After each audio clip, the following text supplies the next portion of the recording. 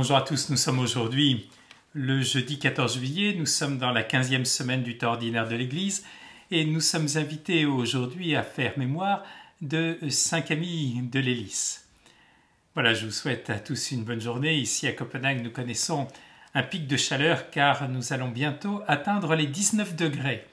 Mais heureusement, nous avons l'Évangile qui nous réchauffe le cœur et que nous allons aujourd'hui essayer de partager. Demandons à l'Esprit Saint de nous illuminer. Esprit de Dieu, sève d'amour, de l'arbre immense où tu nous greffes, que tous nos frères alentour nous apparaissent comme un don, dans le grand corps en qui s'achève la parole de communion. L'évangile de ce jour se trouve toujours chez saint Matthieu et nous continuons à écouter le chapitre 11. En ce temps-là, Jésus prit la parole et dit : « Venez à moi, vous tous qui peinez sous le poids du fardeau, et moi je vous procurerai le repos. Prenez sur vous mon joug, devenez mes disciples, car je suis doux et humble de cœur, et vous trouverez le repos pour votre âme.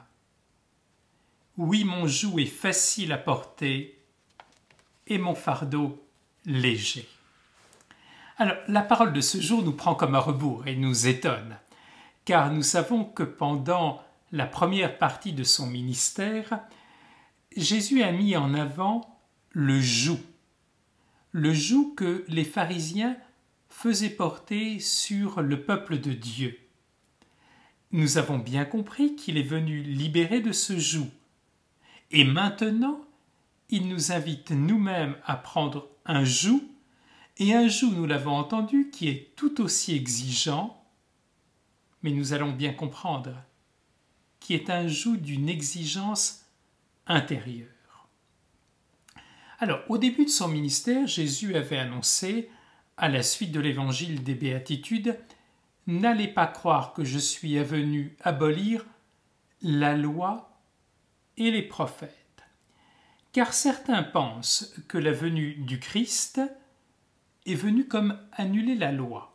C'est-à-dire que désormais, on est sous le temps de la grâce, on est sous le temps de l'amour de Dieu, et que finalement le comportement que nous pouvons avoir, notre vie morale, n'a finalement pas tellement d'importance. Certains pensent qu'il y a une véritable rupture. Or Jésus est là qui dit : il n'y a pas de rupture, mais il y a un accomplissement. Alors, il a souvent été dit, et ce n'est pas faux, que le christianisme est une foi, et ce n'est pas d'abord une morale. Cela a été développé dans un climat général qui tend à discréditer la forme de la morale. À chacun sa vérité, chacun peut vivre comme il le veut. Mais en fait, ce que nous dit Jésus aujourd'hui, c'est que notre foi n'est pas une pure gnose, ce n'est pas une pure abstraction. Notre foi est liée à une vie concrète, et finalement notre foi va s'exprimer à travers cette vie et cette vie concrète. Et par conséquent, s'il y a une foi chrétienne, il y a une manière personnelle et sociale de vivre cette foi. Ainsi donc, les prescriptions de l'Ancien Testament ne sont en aucun cas abandonnées. Il n'y a pas de rupture, il y a au contraire un accomplissement dans la vie de tous les jours. Alors finalement, quel est le changement qu'apporte Jésus ? Pour les docteurs de la loi et les pharisiens à l'époque de Jésus, l'intérêt de la loi était de définir ce qui est permis et de ce qui est interdit. Jésus vient accomplir et redonner un tout autre sens à la loi. La loi, elle n'est pas extérieure, elle est intérieure. La loi, c'est ce qui me permet de grandir en devenant véritablement enfants de Dieu et en faisant venir le règne de Dieu au milieu des hommes.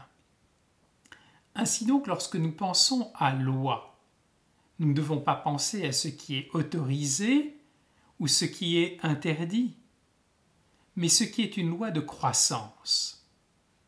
Je sais que chaque acte que je pose, personnellement et vis-à-vis de la société, est un acte qui me fait soit grandir et grandir la société dans l'amour de Dieu, soit au contraire qui malheureusement me fait régresser. Alors oui, nous devons porter un joug qui est le joug de la loi du Christ. Alors peut-être avez-vous envie de me dire, mais le terme est finalement assez mal choisi. Pourquoi parler de joug? Parce que le Christ ne nous le cache pas. Le suivre n'est pas toujours quelque chose de facile. Il y a des moments où cela demande un véritable effort ou une véritable conversion. Il y a même parfois des moments où il faut même le reconnaître. Cela provoque chez nous presque des pleurs, parce que nous renonçons à des choses qui sont certes mauvaises, mais cela est dur parfois de renoncer à ces choses. Il est bien plus facile de vivre pour soi, de vivre égoïstement et de vivre finalement sans règles. Non, la foi chrétienne a besoin de règles qui nous font grandir et sans cesse l'Église nous rappelle l'importance de la morale qui est la traduction dans tous les aspects personnels et sociaux de la vie humaine de notre foi. Aujourd'hui, sans être moralisateur, il faut bien prendre conscience que notre monde manque de repères. Notre monde manque de valeurs objectives. On se laisse guider par l'instinct d'un moment, on se laisse guider par ce que nous dit le groupe social. Et nous voyons bien que nous avons absolument besoin, et notre monde d'aujourd'hui a besoin de repères. Où trouver ces repères? Nulle part ailleurs nous les trouverons avec splendeur, en dehors de cette splendeur que nous donne l'Évangile. Alors Jésus est là également qui nous dit qu'il est doux. Il est doux non pas parce qu'il est doucereux, il est doux non pas parce qu'il nous laisse tout faire. Nous aimons à regarder la douceur de Jésus, en particulier pendant sa passion. Nous voyons que Jésus est doux parce qu'il est fort, parce qu'il est ferme, parce que Jésus dit bien qu'il y a des choses qui blessent profondément le cœur des hommes, des choses qui blessent profondément la société. Jésus est doux parce qu'il est ferme lorsqu'il nous indique un chemin qui est un chemin dur, montant, un chemin qui est un chemin de mortification, mais un chemin qui est un chemin de bonheur. Alors en ce jour, je voudrais que le Seigneur ne mette pas au fond de notre cœur la tristesse, mais au contraire une joie profonde, car le Seigneur vient nous donner sa loi, il vient nous donner son joug, mais ce joug qui nous rend libres et qui nous permet de travailler pour que son règne vienne.